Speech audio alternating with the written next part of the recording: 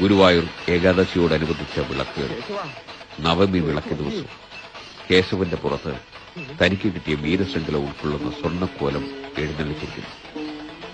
രാമൻകുട്ടിയും കുട്ടിക്കൃഷ്ണനും ഇടവും വലവും. വിളക്ക് തുടങ്ങി അധികമായിട്ടില്ല. സമയം 12 എന്ന് വലിയ മണി ശബ്ദിച്ചു. കേശവന് എന്തോ അസ്വാസ്ഥ്യം പോലെ 2 കവിൾ ഛർദ്ദിച്ചു.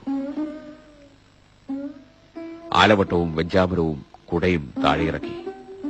അവ പിടിച്ചിരുന്നവർ താഴെയിറങ്ങി.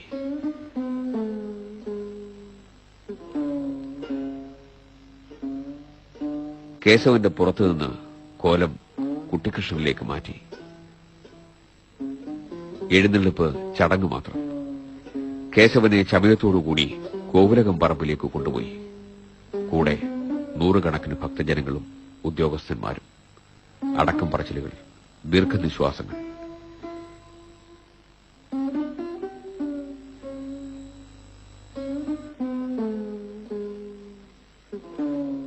കേശവനെ മണ്ണൂത്തി വെറ്ററിനറി കോളേജിലെ ഡോക്ടർ പ്രൊഫസർ ജോർജ്, ചാവക്കാട്ടുള്ള ഡോക്ടർ അബ്ദുൾ ഹമീദ് തുടങ്ങിയവർ പരിശോധിച്ചു. ചികിത്സകൾ നടന്നുകൊണ്ടിരുന്നുവെങ്കിലും കേശവന്റെ നില വഷളായിക്കൊണ്ടിരുന്നു.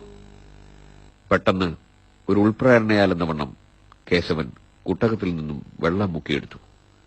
ആദ്യം കണ്ണും മുഖവും നനച്ചു. ശേഷം 3 തവണ അല്പാൽപ്പം വെള്ളമെടുത്ത് വായിലൊഴിച്ചു. ജനം സന്തോഷിച്ചു. കേശവൻ വെള്ളം കുടിക്കുന്നു, അസുഖം കുറഞ്ഞിരിക്കുന്നു. സന്തോഷം അധിക സമയം നീണ്ടുനിന്നില്ല. കേശവൻ ക്ഷേത്രഭാഗത്തേക്ക് നോക്കി കൈ നീട്ടി ഉയർത്തി ഭഗവാനെ അഭിവാദ്യം ചെയ്യും പോലെ. 1976 ഗുരുവായൂർ ഏകാദശി ഡിസംബർ 2. പുലരാൻ ഇനിയും അധികമില്ല. ഏറെ കഴിയും മുമ്പ് നിർമ്മാല്യ ദർശനത്തിനായി ക്ഷേത്രം നട തുറക്കും. 10,000 ഭഗവത് ദർശനത്തിനും ഏകാദശി മഹോത്സവത്തിൽ ഭാഗഭാക്കാവുന്നതിനുമായി എത്തിയ പുണ്യദിനം.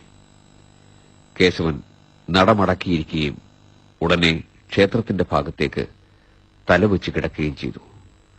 നടകൾ നീട്ടിവെച്ച് കണ്ണടച്ച് തുമ്പിക്കൈ മുമ്പോട്ട് നീട്ടി ഉള്ളോട്ട് വളഞ്ഞങ്ങനെ.